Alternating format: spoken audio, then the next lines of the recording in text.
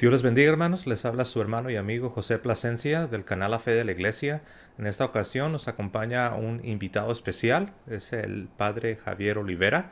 Estaremos tratando un tema de suma importancia, es el tema de la leyenda negra, en otras palabras, las difamaciones que nuestra amada Iglesia Católica ha sufrido ya por siglos en nuestras naciones, en nuestros países. Y el padre Javier Olivera, que ustedes no le conocen. Antes de darle la palabra al padre, yo me he tomado el tiempo de preparar una breve introducción para aquellos que no conocen al padre Javier Olivera Rabasi. El padre es un abogado por la Universidad de Buenos Aires. Él es profesor en la universidad en ciencias jurídicas y sociales. Él tiene un doctorado doctor en filosofía por la Pontificia Universidad Lateranense en Roma, es doctor en historia y él se desempeña dictando materias y conferencias en el ámbito de la filosofía, también las lenguas clásicas y la historia. Él frecuentemente publica artículos de actualidad para la revista internacional Infocatólica y él es fundador y director del sitio web Que no le cuenten, el cual está dedicado a la apologética histórica y a la falsificación de la realidad, es decir, apologética en contra de las falsificaciones de nuestra realidad, sobre todo con relación a la iglesia. Padre Javier, Dios te bendiga. ¿Cómo está, padre? Muy buenas tardes, José. Muchas gracias por llamarme. Bienvenido, padre. Qué bueno que nos está acompañando. Y bueno, pues como ya hemos mencionado, estaremos abordando este tema tan importante. Es quizás de los temas de los que más me preguntan en nuestro programa, nuestro canal, sobre la leyenda negra, estas ideas falsas que se han propagado con relación a la Santa Inquisición, con relación a la evangelización, con relación a esta imagen, esta sombra que se ha arrojado sobre la Iglesia y por extensión sobre la influencia del Imperio Español en todas nuestras naciones. Y bueno, padre, no sé, le voy a dar la palabra para que usted pueda introducirnos a este tema. Bueno, muchas gracias primero por la invitación para conversar estos temas tan importantes. Empiezo con quizás lo que muchas veces uno se ha topado en la propia vida. Sucede que a uno lo pueden ir atacando en la propia fe, no solamente yendo directamente contra nuestra santa religión, contra la Virgen Santísima, contra la tradición de nuestros padres, sino también por medios indirectos, es decir, tangencialmente. Y eso es lo que sucede muchas veces cuando se nos ataca, por ejemplo, en nuestro pasado. La historia no es estrictamente una materia que depende directamente no es una rama de la teología. Sin embargo, es una especie de preámbulo de la fe. ¿Por qué digo esto? Porque si a mí me enseñó mi religión, mi abuelita, y alguien me dice que mi abuelita fue asesina o fue borracha o fue una mujer de mala vida, naturalmente mi ilación lógica va a ser probablemente si lo que me dijo ella que no era buena, fue tal cosa, probablemente también las enseñanzas que me dijo no son buenas. Y eso es más o menos lo que sucede cuando nos atacan a nosotros la historia de la Iglesia, más concretamente la historia de lo que fue la evangelización, de lo que fue la Inquisición, las cruzadas, la Edad Media, o sea, todos hitos que están muy pero muy concatenados, muy relacionados con la Iglesia, con la historia de la Iglesia. Y entonces no hace falta atacar directamente la fe, diciéndome, no sé, nuestro Señor Jesucristo no fue Dios, fue simplemente un hombre muy bueno, pero fue Dios. O la Virgen Santísima no fue mediadora de todas las gracias, o no fue corredentora de su Hijo, sino que se nos puede llegar a decir que la historia de la Iglesia, atacando la historia de la Iglesia, se va en contra justamente de la misma religión católica. Entonces, es ahí necesaria, urgente, una apologética, es decir, una defensa, eso significa la palabra apologética, no solamente de la fe, sino también de nuestra propia historia de la iglesia, así como uno defendería la vida de su propia abuelita, que fue una santa abuelita.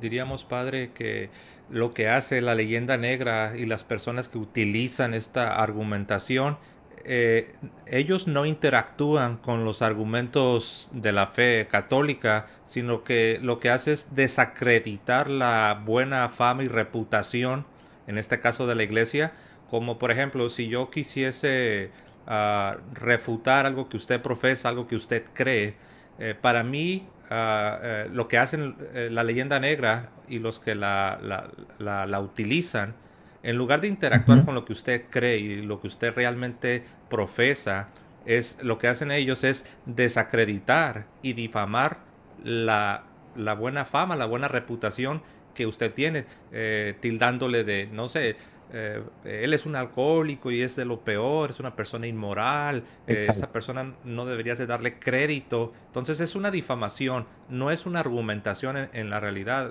¿De acuerdo, padre? Sí, y más y peor todavía que una difamación, porque cuando uno habla mal del prójimo con verdades, eso técnicamente es un pecado contra la verdad, que es difamar, es quitarle la fama, pero con cosas verdaderas, digamos, ¿no? Ahora, cuando uno habla en contra de otra persona con mentiras, eso son calumnias. ¿M? Entonces, todavía es peor. Cuando se habla de, por ejemplo, vamos a poner una cosa bien concreta que hoy estamos viviendo en el año 2019. Muchas veces uno puede escuchar como católico decir, no escuches a ese sacerdote porque todos los curas son pedófilos, todos los curas son abusadores sexuales, ¿no? Mm. Y puede ser que haya habido casos como esos que se ha dado, sobre todo en ambientes durísimos, difíciles, en muchos sacerdotes de mala vida o incluso homosexuales que se dedicaron después al sacerdocio. Es verdad, hay un pequeño núcleo que ha sido, uno no puede negarlo, pero intentan desacreditar toda la obra de la iglesia por algunos pocos que han cometido gravísimos pecados y que merecen condena. Y algo parecido pasa con la historia. Entonces uno habla puntualmente de la leyenda negra anti-española. Entonces se dice, vinieron aquí a América los españoles con la iglesia, con la cruz y con la espada y mataron a todos los indios y cometieron un tremendo genocidio contra los pueblos, entre comillas, originarios que vivían en una especie de paraíso prehispánico, bla, bla, bla. Y es verdad que los que vinieron de España a América no eran todos santos, eran tan pecadores como nosotros ahora, digamos, eran gente de carne y hueso. Pero que lo que España hizo, ¿no? En su obra evangelizadora, en su obra conquistadora, fue algo magnífico, fue algo magnánimo, no lo puede negar nadie, al punto de tal que los propios indios los recibieron a muchos de ellos como si fuesen libertadores, puntualmente en México, con los aztecas. Entonces, se trata de tocar un puntito de algo que quizás fue verdadero, magnificarlo y entonces hacer que todo se encuentre bajo un manto de sospecha, bajo un manto de sombra. Y entonces cuando uno, ahí vamos a lo esencial, si yo estoy trastabillando mi propia fe, me cuesta mi vida cristiana, y me dicen que la iglesia fue malísima, que los hombres de iglesia cometieron toda clase de pecados siempre y de modo constante, entonces es ahí cuando uno se agarra de eso y dice, bueno, y si esta gente hizo esto, ¿a mí qué me queda? Entonces, listo, es como que dejo andar el caballo, suelto las riendas y listo. Así es. Hablando precisamente de la historia, Mm. me viene a la mente y aquí tengo una imagen, no sé si usted la pueda ver. Sí, la Es, veo. Mm. es Martín Lutero en la famosa Dieta de Worms en el siglo XVI. Si Ujú. mis fechas no me fallan, creo que es en 1520, 21. Bueno, y la razón por la que estoy presentando esta imagen, padre, es porque vemos ahí, esta imagen ilustra cómo la propaganda desde los inicios de la llamada Reforma Protestante, que sabemos que fue una revuelta, Ujú. fue una expresión de rebelión en contra de la autoridad. Y vemos aquí a Lutero en la Dieta de Worms, y vemos una mesa que se nos presenta ahí llena de propaganda. Ujú. Esto a la luz de la leyenda negra, padre, ¿qué papel ha tenido la propaganda en la esparción de estas ideas anticatólicas? Eh, no sé si nos puede dar un poco de marco histórico, padre. Bueno, puntualmente, concretamente, en el año 2017 nosotros tuvimos que recordar ese dolorosísimo año de 1517, cuando fueron los 5 siglos de la ruptura, de esa revolución protestante que se llevó casi la mitad de Europa, digamos, ¿no? De la Iglesia Católica. Al nacimiento de Martín Lutero, toda Europa era católica. A la muerte de este fraile agustino apóstata que fue Martín Lutero, casi la mitad completa de Europa se había ido a la apostasía, a la herejía, ¿no? La función de la propaganda en tiempos de Martín Lutero fue fundamental. ¿Por qué? Porque no olvidemos que Martín Lutero nace en un momento en que la imprenta ya estaba tomando poco a poco su, su protagonismo. Hoy por hoy nosotros creemos que el papel impreso es algo facilísimo de conseguir, o el día de mañana van a ser los medios digitales.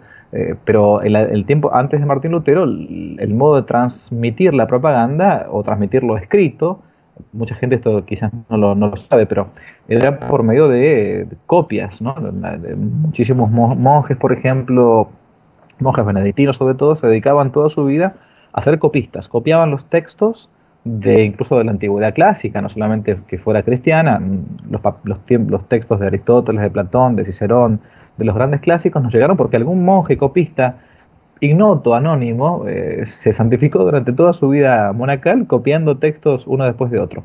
Martín Lutero surge justamente después de Gutenberg, del inventor de la imprenta, ¿no?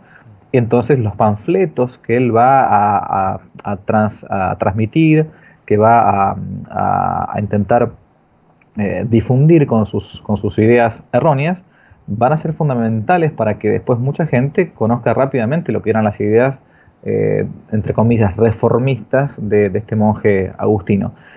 Y la propaganda es fundamental, por eso es importante también que de parte del mundo católico usemos estos medios que estamos usando ahora para poder responder y defender justamente la fe. Así es. Y bueno, esto, como ya lo ha notado usted, padre, aún en nuestros tiempos, esto no es algo que sucedió allá en el siglo XVI, siglo XVII, sino que aún en nuestros tiempos todavía continuamos todavía sintiendo los efectos de este fenómeno que es primordialmente protestante. Y nosotros Mm. sabemos que el alma del protestantismo, en su Ujú. esencia, es anticatólico, independientemente de que muchas personas, incluso me atrevo a decir la mayoría de las personas que profesan alguna tradición protestante, la mayoría de ellos ignoran la realidad de los hechos, ignoran lo que sucedió, ignoran la fe católica, tienen una Ujú. imagen que ha sido permeada, que ha sido dibujada por esta propaganda que es lo que conocemos la leyenda negra. La iglesia es mala, el papa es malo, por lo tanto el gran imperio que ha difundido esta fe, que es el imperio español, es malo, debemos verlo con sospecha, Mm. y esto predispone a las personas para ni siquiera querer escuchar lo que se tenga que decir acerca de la fe católica. Uh, Usted también, padre, mencionaba cuando llegan los españoles a tierras americanas, uno imagina, y esto debido a que muchas personas han promovido la idea de que aquí en América era un paraíso, que todos los pueblos autóctonos, indígenas, todo era la paz, todo era seguridad, armonía con la naturaleza, con la madre tierra, y de repente llegan estos malvados españoles con esta religión católica y llegan a oprimir, llegan a subyugar a todos con el látigo, que si bien hay que Mm. decirlo, padre, como usted ya lo mencionó, no todos los que llegaron eran misioneros, no todos los que llegaron eran los mejores cristianos, eran pecadores, y hubo muchos de ellos que obviamente se comportaron anticristianamente, pero de ahí a querer decir que el grueso de los españoles, incluyendo a misioneros, a maestros, fueron personas malvadas que llegaron a subyugar a los pueblos indígenas y, y que irrumpieron este paraíso de paz. Es una idea también muy popular, ¿no, padre? No sé si pudiera ahondar un poco en esto que usted ya lo mencionó, ¿verdad? De paso. Sí. Una de los caballitos de batalla más importantes quizás, y de hecho como se conoce el nombre de leyenda negra puntualmente, es a partir de la leyenda negra antiespañola, puntualmente anticonquista de América. Y no solamente para ir en contra de la religión católica, para ser bien sinceros, la leyenda negra antiespañola surge naturalmente después de la conquista de América y puntualmente en los países más bien anglosajones, que ya venían de tradición protestante. No olvidemos que Alemania se hace protestante a partir de 1517 en adelante, con la ruptura de Martín Lutero, y después con Enrique VIII en 1530 en Inglaterra, y bueno, después posteriormente en muchos otros países de Europa, sobre todo Europa del norte, ¿no?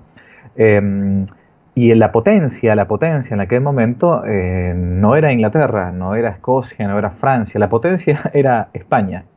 Entonces era importante ir minando el poder español allí donde el poder español fuese. Y el poder español, en aquel momento el imperio español, no olvidemos que estaba ni más ni menos que Carlos V, va a ser nieto de Isabel la Católica, ¿no?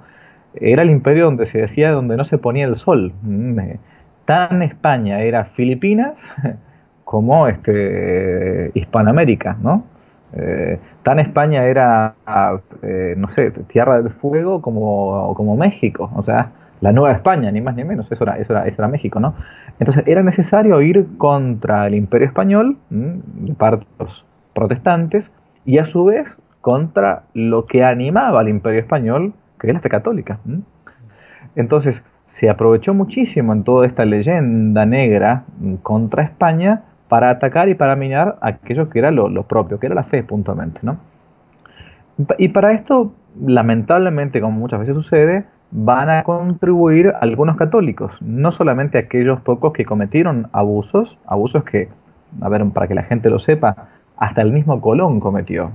Colón, cuando vuelve de uno de sus viajes, de su segundo viaje o de su primer viaje, no recuerdo bien, vuelve con esclavos.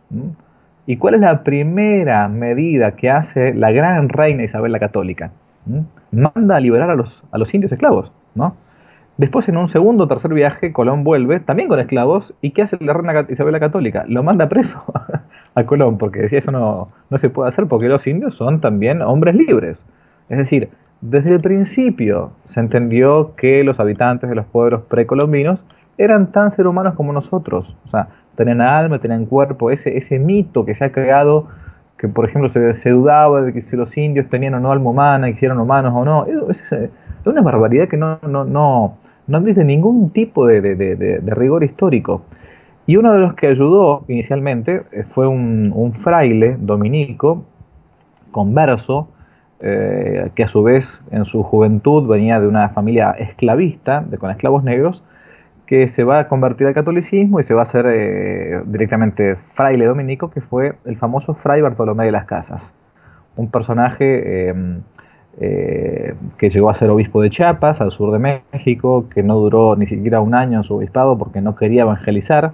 Era una especie de progresista o de modernista antes de tiempo, digamos, ¿no? Decía que cada uno tenía que salvarse en su propia fe, al punto tal que nunca quiso aprender la lengua de los aborígenes, y escribió un librito muy cortito, y por eso lo menciono, que va a ser como la base para que el mundo protestante utilice después para atacar a la Iglesia, para atacar a España, que es la brevísima relación acerca de la destrucción de las Indias. Un librito cortito donde él exagera, pero casi locamente, las matanzas de los indios, las atrocidades que hicieron los españoles aquí en América, y de eso se van a tomar las imprentas protestantes, al punto tal que van a comenzar rápidamente a editar ese librito y a difundirlo en distintas lenguas en toda Europa. Ese va a ser como el puntapié inicial. Pero aquí ni hubo un paraíso prehispánico, ni se destruyó todo, ni se terminó con una raza. Bueno, no me quiero extender, pero más de una vez cuando yo tengo que hablar o en universidades o en una conferencia cualquiera, uno puede dar muchísimos argumentos estadísticos, antropológicos, históricos, citando fuentes de gente que es pro-indigenista, Y cuando la propaganda se ha metido tan adentro, es muy difícil que finalmente crea al público. Entonces yo apelo a una prueba que llamo la prueba del espejo, que también debe suceder en cualquier país de Hispanoamérica. La prueba del espejo es esta. Mm. Cuando uno se levanta en la mañana, se mira al espejo y mira, sacando algunos pocos que sean rubios, altos, buenos mozos y de ojos azules, el resto de todos nosotros en América somos mestizos. Somos mezcla de indio y de español. Entonces, ¿dónde el genocidio? Si realmente aquí lo que hubo fue eso que fue España, que fue un crisol de razas. Que la primera cosa fue mezclarse, porque el mundo católico es eso, es universal. ¿Mm? Bueno, no me quiero extender demasiado. Sí, sí, y qué bueno que está tocando ese punto, padre, porque estaba yo pensando en eso mientras yo lo escuchaba, que la prueba más grande en Mm, contra de la leyenda negra que pone a la Iglesia Católica y la influencia española como algo malo, negativo, opresivo, la mm, prueba en contra de esta leyenda negra, de esta argumentación falsa, es precisamente el mestizaje que tenemos en nuestros pueblos, en nuestras naciones en diferentes sí, medidas, lo que se quiera, pero existe este mestizaje que ha dado a luz a nuevas naciones. Y ahí está. Eso es eso en sí mismo quizás la mejor refutación en ujú, contra de la leyenda negra los católicos, los españoles son malos porque cometieron genocidio, lo cual eso tomaría un programa completo, hablar del, sí, sí, del llamado genocidio. Uh, sí, sí, no así, por ejemplo, en lo que es en los Estados Unidos. Ellos vienen con exacto. un protestantismo y sabemos que Ujú, este mestizaje, hablando de mm, manera general, no existió. Al contrario, exacto. hubo una separación. Ujú, Y sabemos que eso es algo muy fuerte en los pueblos que descienden de naciones protestantes, particularmente de Inglaterra, y sin entrar en muchos detalles, pero siempre han tenido una segregación. Un tú allá y yo aquí. Tú eres Es que, es esto. que- Ujú, es que eso es propio del mundo protestante. Por eso es que el nacionalsocialismo, el nazismo, no va a surgir en España. ujú, Va a surgir en un país protestante. Y por eso los primeros padres fundadores o los primeros colonos de Estados Unidos pasan sus primeros 150 años en la costa oeste, para recién después irse a lo que ellos llamaban el Far West. Mientras que España lo primero que hacía era adentrarse en el continente, porque tenía esa misión también evangelizadora. No han quedado casi reducciones de Sioux en Estados Unidos, y todos los hispanos que hay ahora son hispanos que han ido en distintas oleadas. Mientras que aquí en América Hispana nosotros tenemos una mezcla, vaya uno a Bolivia, vaya uno a Colombia, vaya uno a Ecuador, vaya uno a Guatemala, Nicaragua. Aquí en Argentina, donde estoy hablando yo ahora, era mucho menor la población indígena, y por eso es que la inmigración posterior de 1800 es que ha hecho más de raza, digamos, blanca en algunos lugares, como el puerto que es Buenos Aires, pero después en el resto de la Argentina somos todo mezcla, y no hay racismo. Uno aquí en Argentina, por ejemplo en Hispanoamérica, le puede decir a alguien mi negrita, mi negrito, y ujú. nadie se va a ofender por eso. Hasta lo puedo decir cariñosamente. Vaya uno a decir eso a Estados Unidos, es delito. Sí, por lo mismo que se ha creado un ambiente de hostilidad, ¿no? Me refiero a los Estados Unidos. Sí, Y ahí está. Ni siquiera necesitas ser católico o ser por decirlo así, un apologista católico para ujú, conocer esas realidades. Están al alcance exacto. de cualquier persona, ¿verdad? También, padre, me viene a la mente que no solamente es falsa esta idea de la leyenda negra en contra de la iglesia, sino que, por el contrario, los españoles, por ejemplo, en el caso de México, padre, no sé qué tan familiarizado estará con este aspecto, los aztecas, ellos eran los opresores. El imperio azteca tenían oprimidos a un número de pueblos en los alrededores, en México, en Mesoamérica, y Ujú, llegan los españoles y sí hubo una batalla, sí hubo violencia entre los ejércitos españoles y los aztecas, pero todos los demás pueblos que estaban siendo sometidos, ellos hicieron fiesta. De hecho, varios de esos pueblos se aliaron con las tropas españolas, porque los exacto. aztecas eran violentos. Y tengo una imagen, la voy a poner en pantalla, padre, donde se Ujú, presenta los rituales uno de los rituales que los aztecas llevaban a cabo. Aquí vemos un sacrificio humano, ¿verdad? No sé si pudiera hacer algunos comentarios, padre, sobre este aspecto. Sí, hoy por hoy Internet da un montón de facilidades, ¿no? Entonces, si alguno después tiene tiempo y tiene ganas, puede ingresar a Google y buscar el libro de uno de los soldados de Hernán Cortés, que fue Bernal Díaz del Castillo. ¿M?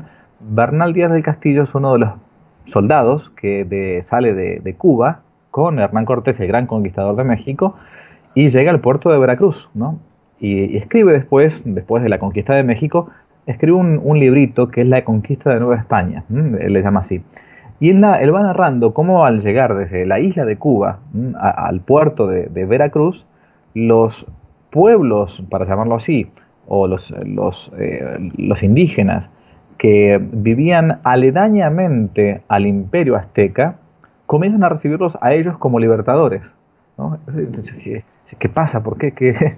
Venimos, que, y se le acercan, ¿no? Tal es así que Hernán Cortés va con intérpretes, una de estas famosas Malinche, la que es como su concubina, digamos, ¿no?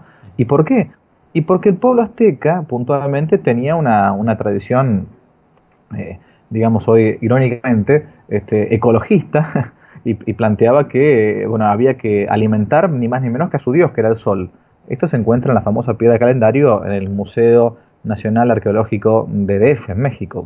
Esto se puede ver, si un mexicano llega a verlo, vaya al DF, yo he estado más de una vez, y fíjese, la piedra calendario, con el sol, o la piedra del sol, con la lengua afuera, planteaban que había una especie de permanente lucha entre el día y la noche, y que había que alimentar al sol, y es por eso que cuando el crepúsculo, cuando bajaba el sol, sangraba el sol, y como el sol es la fuente de la vida, hacía falta alimentarlo. ¿Y cómo se alimentaba el sol? Y por medio de la sangre. ¿Y la sangre de quién? No la sangre propia, la sangre del enemigo.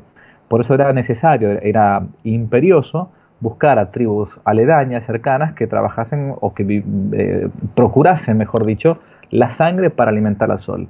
Y entonces el imperio azteca se había hecho de ese modo. Era un imperio, por empezar, o sea, no era un sistema democrático, tanto que ahora se habla de este tema, ni que respetaba tanto los derechos humanos y compañía.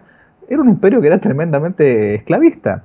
Y entonces los que ayudan a ni más ni menos que Cortés, Bernal Díaz del Castillo narra, éramos 300 hombres contra un imperio de casi 1 millón. ¿Cómo es posible en tiempos que no había bomba atómica, no había ametralladora, no había bombas de trotil? ¿Que van a destruir a...? No, no. Justamente se alían con los españoles para poder liberarse de la tiranía de los pueblos aztecas. Con todas las cosas buenas que se han podido tener estos pueblos también, independientemente de estas animalidades que tenían, ¿no?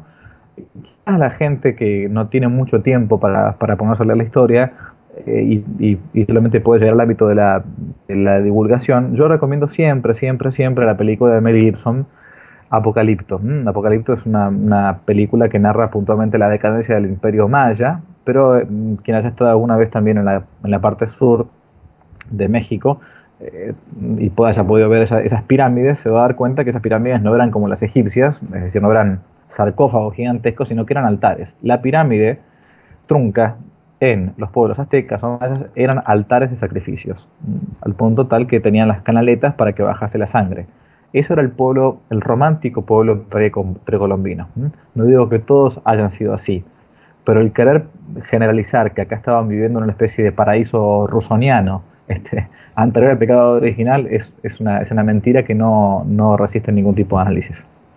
Así es. También viene a mi mente, padre, porque esto de lo que estamos hablando es algo que está muy impregnado en muchos sectores de nuestras sociedades, en nuestros diferentes países aquí en América Latina y en los Estados Unidos también. Um, y yo he meditado, yo reconozco, padre, que no he investigado a fondo esto que voy a decir. No sé si usted tiene alguno que otro pensamiento al respecto sobre, ahora que usted mencionaba la democracia que está de moda, ¿no? En nuestros tiempos. La democracia es buena, el imperio es malo, ¿no? Este, de que no lo mencionamos, ¿no? Pero el solo hecho de hablar de imperio español, ya la gente está predispuesta. Oh, no, no, no, imperio, eso es malo. Democracia, eso es bueno. Ah, Mm. pero en nuestros países, ahora con la democracia y todo esto, nosotros sabemos que la educación se ha secularizado. Existe lo Sí. que se conoce como la separación del Estado y la Iglesia, y tenemos sistemas de educación pública que son los que están educando al grueso, a la gran mayoría de nuestros hijos en nuestras sociedades. Y yo he notado que por medio de estos sistemas de educación pública, en diferente medida, no puedo generalizar, seguramente cada Mm. nación tiene diferentes perspectivas, pero al menos en México yo he notado que se ha utilizado estos sistemas de educación pública para pintarnos este cuadro, esta pintura, ¿no? De la iglesia y la influencia española y todo lo que hemos estado hablando. No sé si hay algunos pensamientos, padre, que pudiera compartirnos acerca de, para entender por qué estamos inundados de esta plaga de ideas. Mire, yo cuando San Agustín escribe, San Agustín es un padre de la Iglesia, ¿no? Del siglo V después de Cristo, naturalmente, y escribe en el momento en que el Imperio Romano estaba cayendo. Y escribe casi sí, desde una cueva, digamos, ¿no? Desde un refugio, cuando los bárbaros están invadiendo todo, o gran parte de Europa, lo que él conocía como la Europa, ¿no? Y escribe un texto muy recomendable, que es como una teología de la historia, que se llama La ciudad de Dios, ¿no? Y uno de sus párrafos más importantes, creo que está en el libro séptimo, dice algo así, ¿no? Que dos amores crearon dos ciudades. El amor de Dios hasta el desprecio de uno mismo, ¿no? La Jerusalén celeste, ¿no? Y el amor de uno mismo hasta el desprecio de Dios, la Babilonia terrena, ¿no? Y esta es la síntesis patrística de aquello que nuestro Señor dice en el Evangelio: el que no está conmigo está contra mí. No se puede servir a dos señores, ¿no? Entonces, una vez que el mundo ha apostatado de nuestro Señor Jesucristo, de su iglesia, no se vuelca directamente a un mundo neutro, ¿no? Puramente naturalista. Esto lo decía muy bien este gran pensador inglés que fue converso también del protestantismo, que fue Chesterton, ¿no? Él decía que no se pasa de lo sobrenatural a lo natural simplemente, sino que se pasa de lo sobrenatural a lo antinatural. Porque una vez que nuestro Señor vino y partió en dos la historia, ya no hay muchas posibilidades. O se está con Él o se está contra Él, incluso sin saberlo. Entonces, en el mundo moderno en que hoy nos encontramos, al haber abdicado de la primacía de Cristo, de su reyesía, de que Él es el rey, de que Él es emperador de los señores, Él es rey de reyes y señor de señores, al abdicar y al irse de su reinado social de Jesucristo, en lo personal, en lo social, en lo político, entonces hay otra religión, ¿m?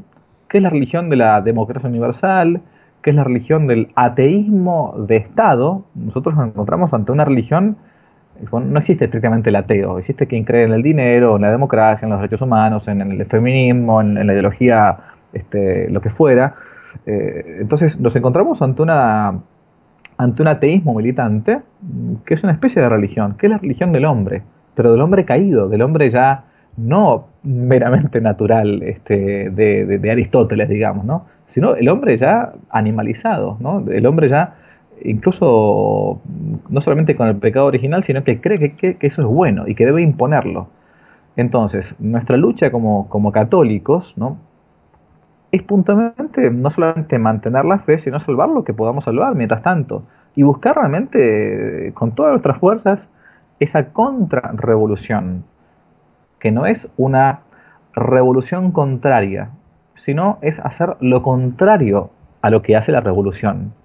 Bueno, me extendí un poco, pero esa es mi idea. Hay como dos amores y hay dos ciudades y dos ciudadanías, aquello de San Pablo, ¿no? Que nuestra ciudadanía está en los cielos, pero que conviven juntamente en un mismo terreno. Ahí está como el trigo y la cizaña. Eh, pero bueno, a eso iba.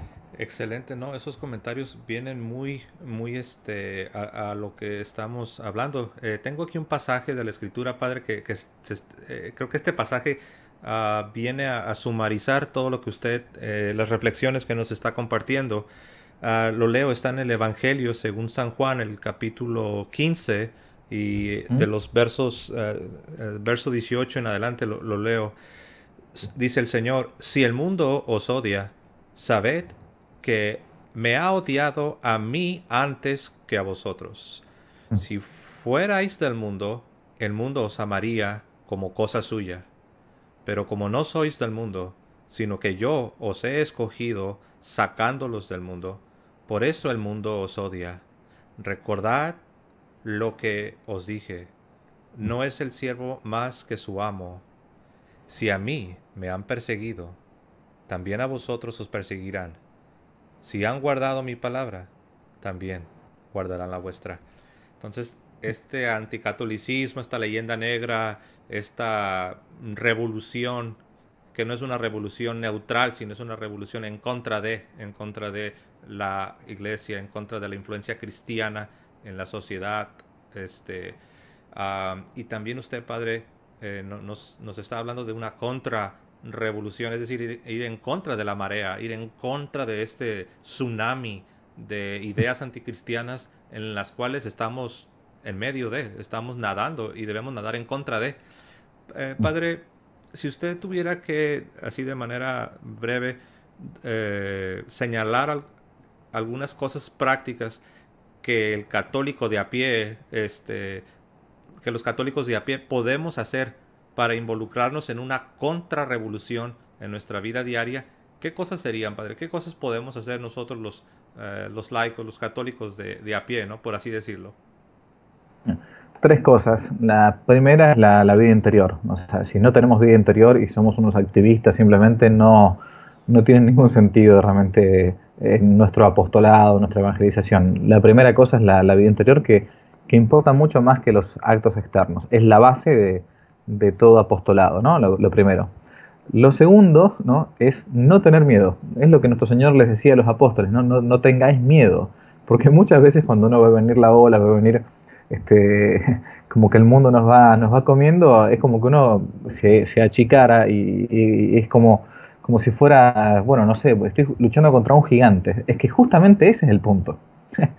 Es lo divertido y es lo aventurero de pelear contra un gigante. O sea, pelear contra un enano es muy fácil, pero hacer lo que hace el rey David, eso es lo divertido, ¿no? Entonces, no tener miedo. Si la verdad que Dios va a dar la victoria si es que Él lo quiere. Es importante saberlo eso.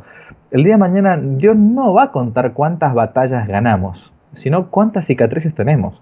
¿Mm? Pues la primera es la oración, la segunda no tener miedo, y la tercera es ser realmente sal de esta tierra y luz del mundo. ¿Mm?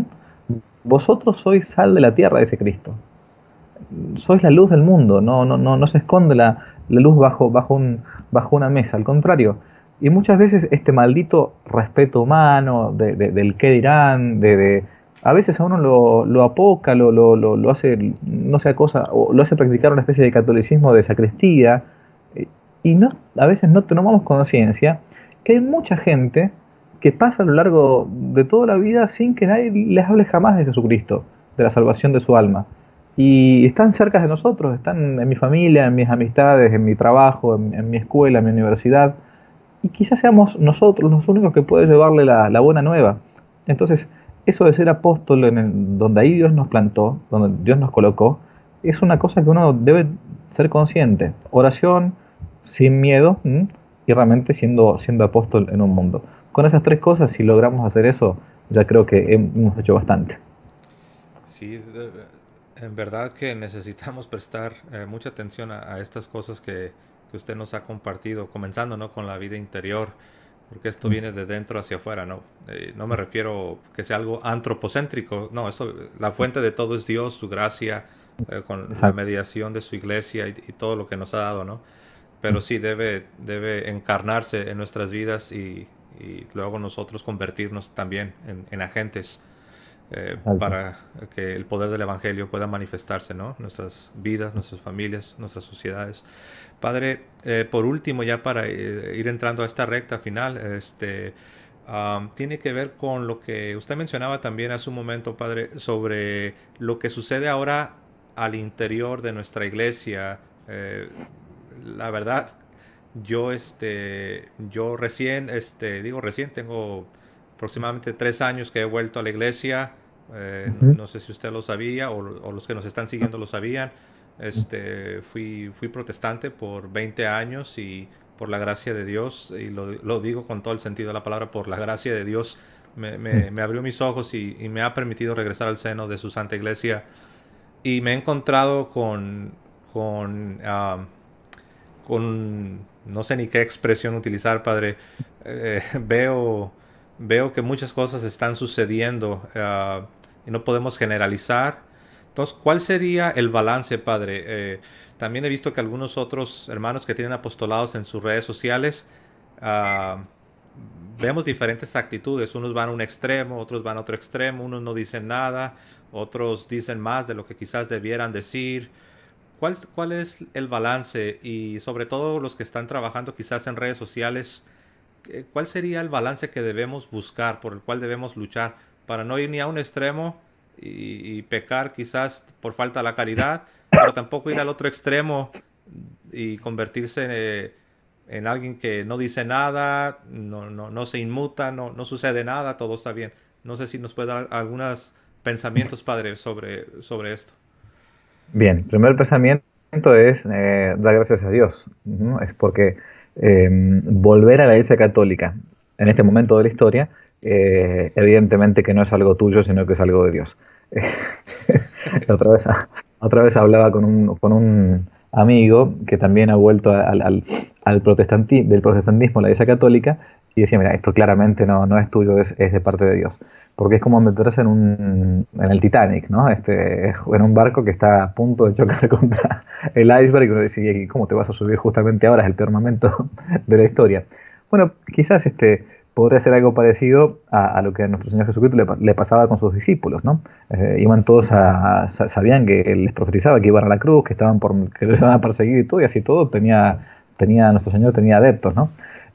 Claramente que no es lo mismo, de todas maneras, llegar a la Iglesia Católica o volver a la Iglesia Católica ahora que, pongámosle, en tiempos de cristiandad, en la Edad Media, donde más bien toda la sociedad era cristiana y aunque con sus pecados y todo, más bien todo cooperaba, coayudaba.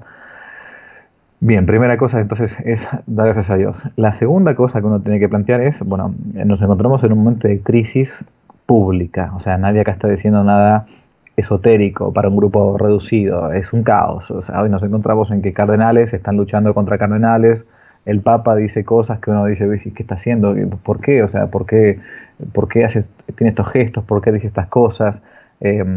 La gente, el católico de a pie, a veces no sabe distinguir qué es lo que es realmente magisterio perenne de siempre de la Iglesia y lo que es la opinión de un papa como doctor privado que también perfectamente puede equivocarse en algunas cosas, en sus gestos, en sus palabras, en lo que sea. Y después, a su vez, cómo bajar esto al católico normal y explicarlo sin que se escandalice. Y a su vez, sin caer en lo que se dice en la escritura de ser un buey mudo, ¿no? Que realmente tiene que mugir y uno termine callándose. Bueno, un consejo que uno puede dar es este. Uno responde a lo que se le pregunta. Uno no puede callar la verdad, ¿no? Y después, los niveles de comprensión de ciertas personas también tienen que ser respetados, porque la verdad tiene que ser dicha, pero no escupida simplemente así porque sí. Es verdad que tiene que ser predicada a cuatro vientos, pero el ejemplo principal es nuestro Señor Jesucristo. Algunas cosas se las decía en su intimidad a sus apóstoles, otras las decía al resto de los hombres, otras se los decía a los discípulos del Señor simplemente. Entonces, hay grados, así como cuando a un niño, uno no le dice, cuando un niño pregunta desde chiquitito, papá, mamá, ¿cómo vienen las personas al mundo? Uno no les explica exactamente igual como explicar en una clase de anatomía en la universidad o la facultad de medicina. La, la verdad está regulada siempre por la virtud de la prudencia. ¿M? Y eso se llama la veracidad, cómo uno comunica la verdad. Hay también una pedagogía de la verdad. Hay algunas personas a las que le va a decir las cosas directamente, de modo puro y duro. Hay otras que se están acercando a la Iglesia Católica, que se están encontrando simplemente con la belleza del Evangelio, con la vida del alma, y que están ajenas a todos estos líos que hay o caos en la Pachamama, en el Vaticano, Entonces, bueno, esa gente no tengo por qué estar yo metiéndola en ese mundillo de problemas internos. Y no tengo por qué estar hablando yo todo el tiempo de que, bueno, se viene el fin de los tiempos, estamos en el caos final. Y si viene, y bendito sea Dios, levantad vuestras cabezas, dice el Señor, ¿no? Que está pronta vuestra liberación, ¿qué más quiero? Entonces, hay que tener, hay que hablar siempre con la verdad, con esa pedagogía, guiada por la virtud de la prudencia, y saber que no a todo el mundo se le dice todo, así como en la familia, hay cosas que se comparten con los más grandes y otras cosas con todo el mundo, con los más pequeños.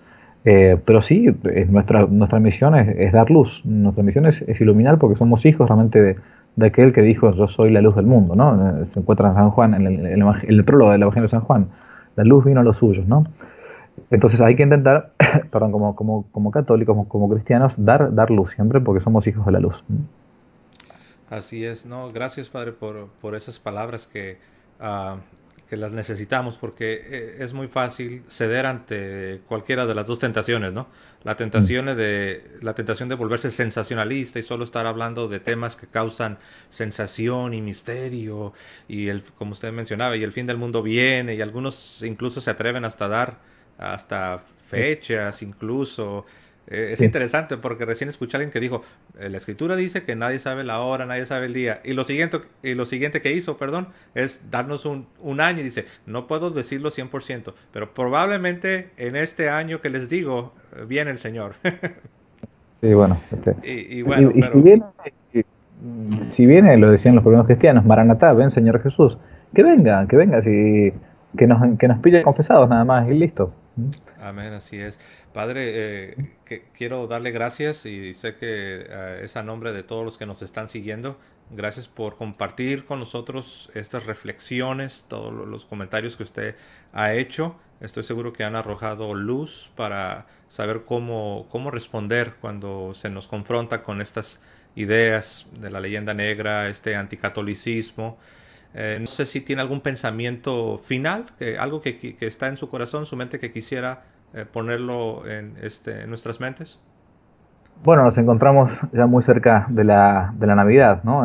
Faltan pocos días para la Navidad de este año 2019 y en tiempos litúrgicos, en el tiempo del Adviento, ¿no? De la espera, no solamente esa segunda venida, la segunda venida de nuestro Señor de la que recién hablábamos, sino también de la venida de la primera, de encontrarnos con el Señor Jesús. Quizás suene infantil, quizás suene sencillo, pero siempre que llegue el tiempo de Adviento, a mí desde muy pequeño me quedó marcada esa frase que nos decían en el catecismo de intentar realmente ordenar el pesebre.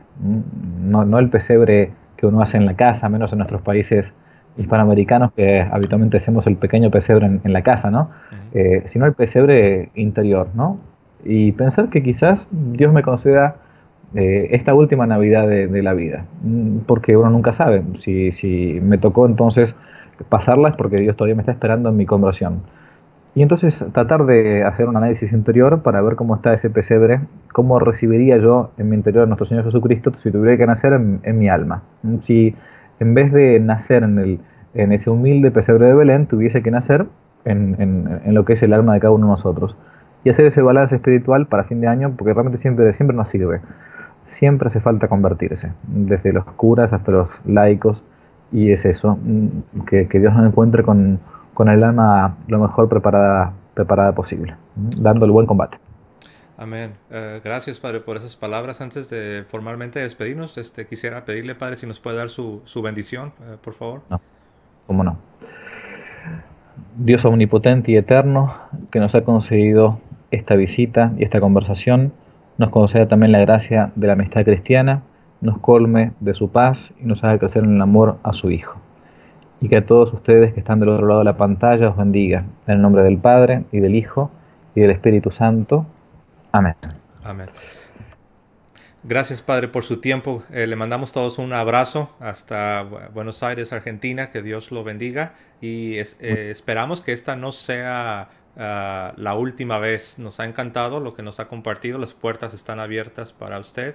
Que Dios los bendiga. Y a todos ustedes que nos están siguiendo, Dios les bendiga, hermanos. Que tengan un feliz tiempo de Adviento y que tengan un hermoso día. Hasta luego, hermanos. Dios les bendiga.